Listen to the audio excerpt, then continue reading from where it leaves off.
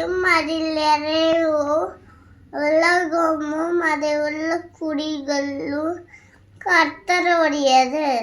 அதை கர்த்தர் கடவுளுக்கு மேலாக அதை அஸ்திபாரப்படுத்தி அதை நதிகளுக்கு மேலாக ஸ்தாபித்தார். யார் கர்த்தருடைய பர்வதத்துக்கு ஏறுவான்? யார் அவருடைய பரிசுத்த ஸ்தலத்தில் நிலைத்திருப்பான்? கைகளில் சுத்தமுள்ளவனோ இருதயத்தில் மாசில்லாதவனுமாய் இருந்து தன் ஆத்துமாவை ஆயத்த அப்பக்கூடமும் கபடாய் ஆதினமனும் இருக்கிறவனே. அவன் கர்த்தரால் ஆசீர்வாதத்தையும் தன் ரட்சிப்பின் தேவனால் நீதியை பெறுவான். சங்கீதம் 24.